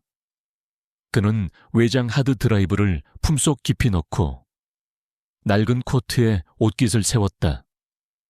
그의 손은 여전히 떨리고 있었지만 며칠 동안 공포와 불안으로 흐릿했던 그의 눈빛에는 마침내 희미한 결의의 빛이 감돌고 있었다. 그는 어둠 속으로 걸어 나갔다. 파멸로 향하는 길인지 구원으로 향하는 길인지 알 수 없었다. 하지만 그는 더 이상 망설이지 않기로 결심했다. 무거운 양심의 짐을 내려놓기 위한 그의 마지막이자 유일한 선택이었다. 자정의 한강 공원은 모든 소음이 잠든 고요한 섬과 같았다. 오진섭 박사는 모자의 챙을 깊이 눌러쓴 채 약속 장소인 벤치로 향했다. 그의 심장은 갈비뼈를 부술듯이 격렬하게 뛰고 있었다. 사방의 어둠 속에서 누군가 자신을 지켜보고 있다는 생각에 등줄기가 서늘했다. 그는 지시대로 벤치 아래에 작은 봉투를 내려놓고 미련 없이 뒤돌아 걸어 나왔다. 단 한 번도 뒤를 돌아보지 않았다. 그것이 약속의 조건이었다. 그가 완전히 사라진 후 어둠 속에서 그림자 하나가 나타났다. 강태준의 충실한 비서실장 정수혁이었다. 그는 능숙한 동작으로 주변을 경계하며 봉투를 회수했다. 봉투 안에는 묵직한 외장 하드 드라이브가 들어있었다. 그는 즉시 한유라의 오피스텔로 향했다. 오피스텔은 이미 작은 전쟁 지휘소로 변해 있었다. 서연과 강태준이 신뢰하는 소수의 데이터 분석 전문가들이 밤을 새울 준비를 마친 채 그녀를 기다리고 있었다. 하드 드라이브가 연결되자 그들은 즉시 데이터의 진위 여부 판별에 들어갔다. 몇 시간에 걸친 교차 검증과 데이터 복원 작업 끝에 분석팀장의 떨리는 목소리가 정적을 깼다. 진짜입니다. 완벽한 원본 데이터입니다. 모니터 화면에는 끔찍한 진실이 펼쳐져 있었다. 삭제된 C7 그룹의 임상 기록, 2통, 현기증 따위의 가벼운 부작용으로 축소 보고되었던 환자들에게서 실제로는 심각한 신경 손상, 장기 괴사, 그리고 사망에까지 이른 사례가 수십 건이나 발견되었다. 환자들의 이름과 사망 날짜가 붉은 글씨로 화면을 가득 메웠다. 프로메테스는 기적의 신약이 아니라 소리 없는 살인자였던 것이다. 이것만으로도 최진혁을 사회에서 영원히 매장시킬 수 있습니다. 정수혁이 주먹을 쥐며 말했다. 하지만 서연은 고개를 저었다. 이건 오진섭 박사와 연구팀의 죄를 입증할 뿐입니다. 최진혁은 언제나처럼 꼬리를 자르고 빠져나갈 겁니다. 그가 직접 지시했다는 증거가 필요해요. 바로 그때였다. 분석팀원 중 한 명이 소리쳤다. 이 파일은 뭐지? 데이터 폴더가 아니라 루트 디렉터리에 숨겨져 있는데 음성 파일 같습니다. 서연의 심장이 내려앉았다. 그녀는 직감적으로 그것이 오진섭이 남긴 마지막 카드라는 것을 알았다. 파일이 재생되자 지지직거리는 잡음과 함께 익숙한 두 개의 목소리가 흘러나왔다. 그 신입연구원 이서연이라는 애 말이야. 너무 깊이 파고들어. 눈치가 빨라도 너무 빨라. 최진혁의 목소리였다. 어떻게 할까요? 부회장님, 오진섭의 불안에 찬 목소리가 이어졌다. 그리고 다음 순간 서연의 온몸을 얼어붙게 만드는 최진혁의 말이 흘러나왔다. 아이 처리해. 조용히 사고나 병으로 보이도록 흔적 남기지 말고 완벽한 증거였다. 최진혁이 자신의 살인을 직접 지시하는 목소리가 담긴 빼도 박도 못할 물증. 방 안에 있던 모든 사람들이 숨을 죽였다. 서연은 눈을 감았다. 자신의 죽음의 진실과 마주하는 순간이었다. 분노보다 더 깊은 차가운 슬픔이 그녀의 마음을 스쳐 지나갔다. 한편 같은 시각 최진혁은 자신의 사무실에서 보고를 받고 있었다. 오진섭의 뒤를 밟도록 지시해둔 보안팀이었다. 오진섭이 공원에서 누군가와 접선한 것 같습니다. 물건을 두고 갔고 잠시 후 검은 옷을 입은 남자가 나타나 회수해 갔습니다. 그놈의 얼굴은 너무 어두워서 식별하지 못했습니다. 하지만 현장에서 미세한 암호화 신호가 포착되었습니다. 저희 쪽 최고 전문가가 분석해 봤는데 보안팀장은 뜸을 들이다가 말했다. 신호의 발신지를 추적하는 데는 실패했지만 신호의 디지털 서명에서 아주 익숙한 코딩 스타일이 발견되었다고 합니다. 과거 프로메테스 데이터 분석팀에서 사용했던, 특히 이서연 연구원이 개발했던 데이터 정렬 템플릿과 거의 일치한다고. 이서연, 그 이름이 나오는 순간 최진혁의 머릿속에서 모든 조각들이 맞춰졌다. 그를 괴롭히던 유령의 정체, 그의 모든 것을 꿰뚫어 보던 보이지 않는 적, 그것은 외부의 경쟁자도 내부의 배신자도 아니었다. 죽었다고 생각했던 그 계집애였다. 살아있었다. 그 가난하고 하찮던 연구원이 살아남아서 자신의 목에 칼을 겨누고 있었다. 아하하하. 최진혁의 입에서 광기 어린 웃음이 터져 나왔다. 사무실의 모든 것이 그의 눈에 거슬렸다. 그는 손에 잡히는 모든 것을 집어 던지기 시작했다. 값비싼 위스키병이 벽에 부딪혀 박살나고 서류들이 공중에서 눈처럼 흩날렸다. 그의 완벽했던 세계가 한순간에 무너져 내렸다. 분노, 치욕, 그리고 모든 것을 잃을 수도 있다는 공포가 그를 잠식했다. 그는 미친 듯이 웃다가 어느 순간 섬뜩할 정도로 조용해졌다. 그의 눈은 붉게 충혈되어 있었다. 이성을 잃은 짐승의 눈빛이었다. 그는 알고 있었다. 오진섭이 넘긴 것은 원본 데이터일 터. 그것이 세상에 공개되는 순간 자신은 끝이다. 이제 그에게 남은 길은 하나뿐이었다. 모든 것을 파괴하는 것. 그는 자신의 보안 총책임자에게 전화를 걸었다. 과거 용병 출신의 피도 눈물도 없는 남자였다. 오메가 플랜을 가동한다. 최진혁의 목소리는 섬뜩할 정도로 차분했다. 내일 있을 긴급 이사회에 그곳에서 모든 것을 끝낸다. 중앙 데이터 서버, 백업 자료실, 관련된 모든 증거를 사고로 위장해서 전부 파괴해. 그리고 방해하는 자는 누구든 제거해. 강태준, 그 영감탱이도 포함해서. 그는 잠시 말을 끊었다가 뱀처럼 속삭였다. 그리고 그 계집애 이서연을 찾아 어떻게든 산채로 내 앞에 끌고 와. 내 손으로 직접 끝내줘야지. 그의 계획은 자멸에 가까웠다. 하지만 궁지에 몰린 쥐는 고양이를 무는 법이다. 그는 자신이 무너지더라도 강태준과 이서연을 함께 지옥으로 끌고 들어갈 생각이었다. 전화가 끊어지고 두 개의 공간에서 동시에 결전의 준비가 시작되었다. 한유라의 오피스텔. 그녀는 강태준 회장과 화상 통화를 하고 있었다. 모든 증거를 확보했습니다. 최진혁도 이제 알았을 걸세. 자신의 상대가 누구인지. 강태준의 목소리가 스피커를 통해 흘러나왔다. 그의 목소리에는 긴장감과 함께 어떤 확신이 담겨 있었다.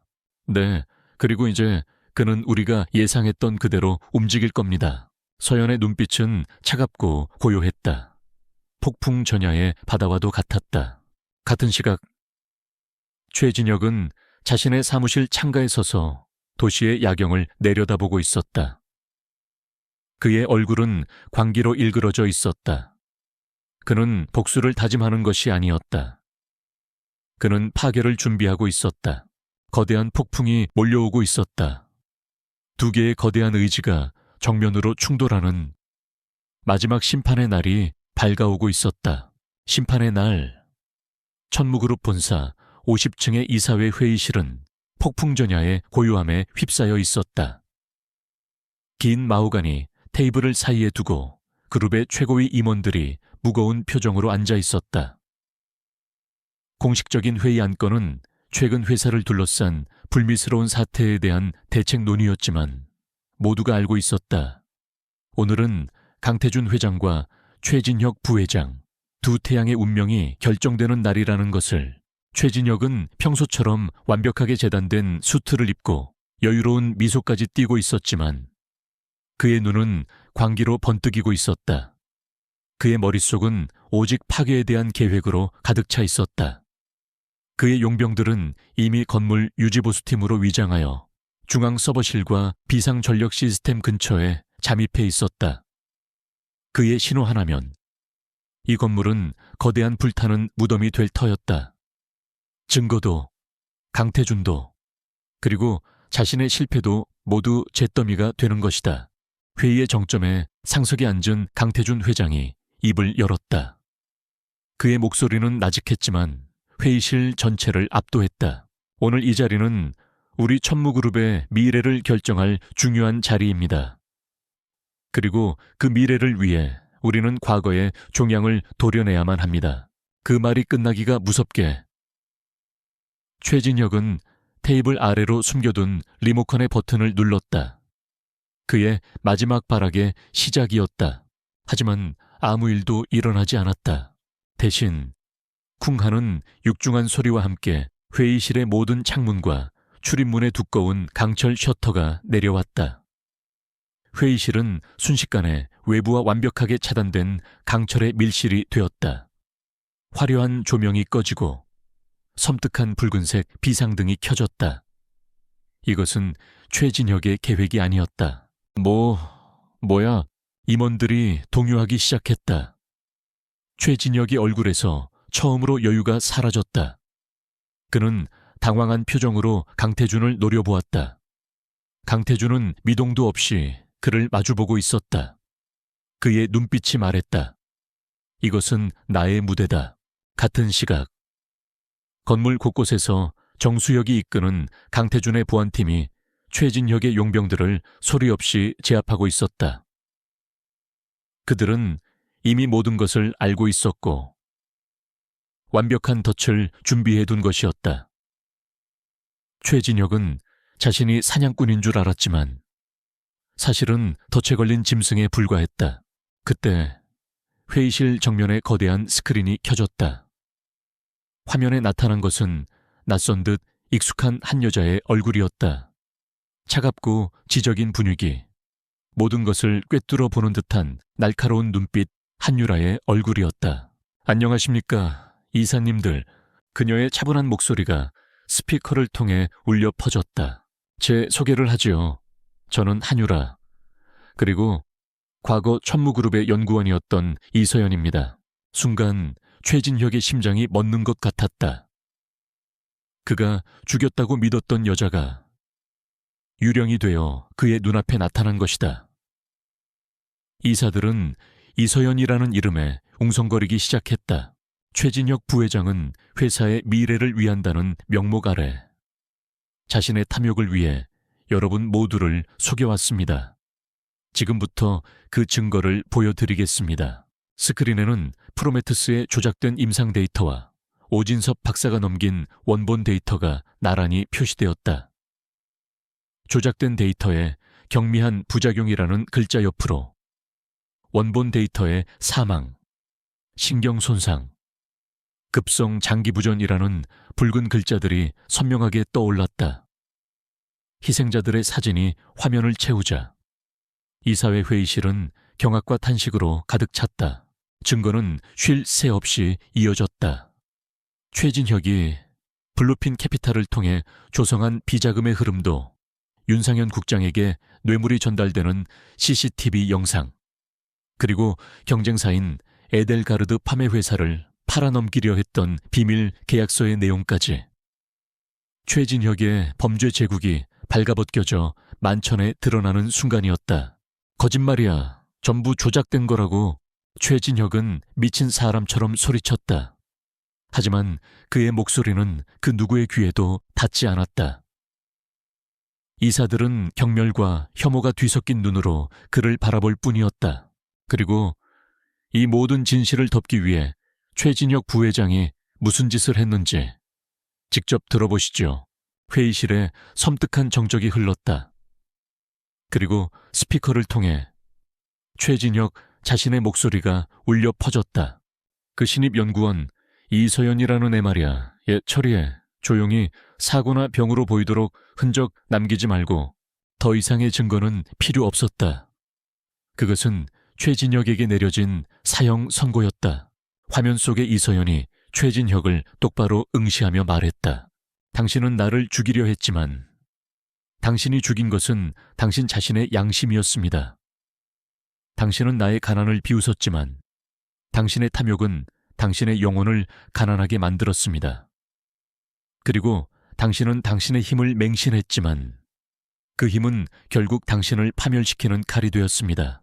모든 것을 잃었다는 것을 깨달은 최진혁은 마침내 이성의 끈을 놓아버렸다. 그는 짐승처럼 포효하며 테이블을 뛰어넘어 강태준에게 달려들었다. 내 놈이었어. 처음부터 모든 게 내 놈이 파놓은 함정이었어. 죽여버릴 거야. 하지만 그의 주먹이 강태준에게 닿기도 전에 양옆에 도열해 있던 보안 요원들이 그를 제압했다. 그는 바닥에 내동댕이 쳐진 채 발버둥 치며 저주를 퍼부었다. 그 순간 쿵 하는 소리와 함께 굳게 닫혀있던 강철 셔터가 다시 올라가기 시작했다. 눈부신 빛과 함께 회의실의 문이 열렸다. 문 앞에는 최진혁의 용병들이 아닌 압수수색 영장을 든 검사와 수사관들이 서 있었다. 그들 앞에는 굳은 표정의 강성호 조사관이 서 있었다. 강태준 회장이 회의 시작 1시간 전 모든 증거를 검찰에 넘긴 것이었다. 최진혁 씨, 살인교사 및 업무상 배임, 증거 조작 등의 혐의로 긴급 체포합니다. 수사관들이 최진혁에게 다가가 차가운 수갑을 채웠다. 그는 마지막까지 발악하며 끌려나갔다. 그의 눈이 마지막으로 강태준 회장에게 향했다. 강태준은 그 어떤 표정도 짓지 않은 채 그저 차갑게 그를 내려다보고 있었다. 승자의 여유도 패자에 대한 동정도 없는 오직 심판의 무게만이 담긴 눈빛이었다. 오만했던 제국의 황제는 그렇게 가장 화려했던 자신의 성에서 가장 비참한 모습으로 끌려나갔다. 회의실의 스크린에는 여전히 이서연의 얼굴이 떠 있었다. 그녀는 창밖으로 보이는 푸른 하늘을 배경으로 희미하게 미소 짓고 있었다. 그것은 복수의 미소가 아니었다. 길고 어두웠던 싸움을 끝내고 마침내 되찾은 정의와 새로운 시작에 대한 조용한 미소였다. 심판은 끝났다. 최진혁의 몰락은 거대한 태풍이 되어 대한민국 전체를 강타했다. 천무그룹이라는 이름 아래 숨겨져 있던 추악한 진실. 기적의 신약 프로메테우스의 두 얼굴은 연일 언론의 헤드라인을 장식했다. 천무그룹의 주가는 바닥을 모르고 추락했고 국민들의 분노와 불신은 하늘을 찔렀다. 창사 이래 최대의 위기였다. 폭풍의 중심에서 강태준 회장은 정면 돌파를 선택했다. 그는 긴급 기자회견을 열고 카메라 앞에 섰다. 수십 년간 단 한 번도 대중 앞에 고개를 숙인 적 없던 오만한 총수는 그날 처음으로 국민과 희생자들 앞에 깊이 머리를 숙였다. 천무그룹의 회장으로서 모든 책임을 통감합니다. 희생되신 분들과 그 유가족분들께 평생 속죄하는 마음으로 살겠습니다. 저희는 검찰 수사에 모든 것을 투명하게 협조할 것이며 그룹의 근간부터 다시 세우는 뼈를 깎는 쇄신을 약속드립니다. 그의 사과는 진심이었다. 그는 최진혁의 범죄를 막지 못한 자신의 과오를 인정했고 회사를 살리기 위한 모든 노력을 다했다. 최진혁을 비롯한 부패한 임원들은 모두 그룹에서 영구 제명되었고 오진섭 박사의 증언을 토대로 관련된 모든 공모자들이 법의 심판을 받았다. 최진혁은 마지막까지 자신의 죄를 뉘우치지 않고 버텼지만 그가 살인을 교사한 녹음 파일은 그에게서 모든 변명의 여지를 빼앗아 갔다. 그는 결국 무기징역을 선고받고 역사의 뒤양일로 사라졌다. 천무그룹은 피해자들에게 천문학적인 액수의 보상금을 지급하고 프로메테스 프로젝트를 완전히 백지화했다. 회사는 존폐의 기로에 섰지만 강태준의 진정성 있는 후속 조치와 책임감 있는 태도는 역설적으로 대중의 마음을 조금씩 돌려놓기 시작했다. 위기는 정화의 기회가 되었다. 몇 달 후 세상의 소란이 조금씩 잦아들 무렵 이서연은 강태준 회장의 부름을 받고 그의 집무실을 찾았다. 그녀는 더 이상 한유라라는 이름의 갑옷을 입고 있지 않았다. 화장기 없는 얼굴, 편안한 옷차림, 평범한 26살의 이서연으로 돌아왔지만 그녀의 눈빛은 이전과는 비교할 수 없을 만큼 깊고 단단해져 있었다. 몸은 좀 어떤가 강태준이 물었다. 그의 목소리에는 드물게 따뜻한 온기가 묻어 있었다. 덕분에 많이 좋아졌어요. 오진섭 박사님이 넘겨준 데이터 덕분에 완벽한 해독제를 만들 수 있었어요. 다행이군. 잠시 침묵이 흘렀다. 강태준은 자리에서 일어나 창가로 다가갔다. 그의 눈이 도시 너머의 먼 곳을 향했다. 나는 이번 사태를 통해 많은 것을 깨달았네. 힘과 기술은 그것을 사용하는 사람의 영혼에 따라 약이 될 수도 독이 될 수도 있다는 것을. 천무는 지금까지 이윤이라는 이름 아래 너무 많은 것을 잊고 달려왔어. 그는 서연을 향해 돌아섰다. 그의 손에는 새로운 건물의 설계도가 들려 있었다. 그래서 새로 만들기로 했네. 천무그룹의 이름으로 설립되지만 그룹의 이익으로부터는 완벽하게 독립된 연구소를 오직 순수한 과학적 탐구와 인류에 대한 공헌만을 목표로 하는 곳을 어떠한 외압이나 비리도 개입할 수 없는 과학자들만의 성역을 그는 설계도를 서연 앞의 테이블에 펼쳐놓았다. 최첨단 시설과 자유로운 연구 환경이 보장된 모든 과학자들이 꿈꿀 만한 공간이었다. 이곳을 이끌어주게. 이서연 소장, 그것은 파격적인 제안이었다. 26의 젊은 연구원에게 대한민국 최고의 연구소 소장직을 맡기겠다는 것이었다. 서연은 잠시 망설였다. 그녀는 조용한 삶을 꿈꿨다. 이 모든 싸움이 끝나면 작은 시골 마을로 내려가 평범하게 살아가는 것을 상상하곤 했다. 하지만 그녀는 알고 있었다.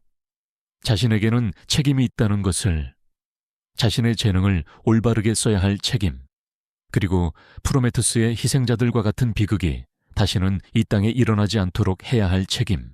그녀는 조용히 고개를 끄덕였다. 부족하지만 최선을 다하겠습니다. 회장님, 그녀의 대답에 강태준은 처음으로 환한 미소를 지어 보였다. 그것은 새로운 시대의 개막을 알리는 미소였다. 1년 후 서울 근교의 푸른 숲속에 천무생명과학연구소가 문을 열었다. 초대 소장으로 취임한 이서연은 대한민국 과학계의 새로운 희망으로 떠올랐다. 그녀는 과거의 비극을 교훈 삼아 연구 윤리를 최우선으로 하는 새로운 연구 문화를 만들어 나갔다. 그녀가 이끄는 연구소에는 전 세계의 젊고 재능 있는 과학자들이 구름처럼 몰려들었다. 서연은 더 이상 과거의 상처에 얽매이지 않았다. 그녀는 자신의 경험을 통해 얻은 강인함과 지혜로 새로운 미래를 열어가고 있었다. 때로는 연구실에서 밤을 새우고, 때로는 젊은 연구원들과 격렬한 토론을 벌이며 그녀는 하루하루를 충실하게 살아갔다. 어느 맑은 날 아침, 서연은 자신의 연구소 소장실 창가에 섰다. 투명한 유리병 너머로 보이는 연구소는 활기찬 에너지로 가득 차 있었다. 그녀의 책상 위에는 이제는 낡아버린 이름 모를 부모님의 사진이 놓여 있었다. 그녀는 사진을 보며 조용히 미소 지었다. 그들에게 부끄럽지 않은 삶을 살고 있다는 확신이 들었다. 창밖으로 떠오르는 아침 해가 세상을 황금빛으로 물들이고 있었다. 길고 어두웠던 밤이 지나고 마침내 새로운 새벽이 밝아오고 있었다. 그것은 그녀가 자신의 목숨을 걸고 싸워 얻어낸 희망과 정의의 빛이었다. 한 가난한 소녀의 이야기는 그렇게 끝났지만 한 위대한 과학자의 이야기는 이제 막 시작되고 있었다.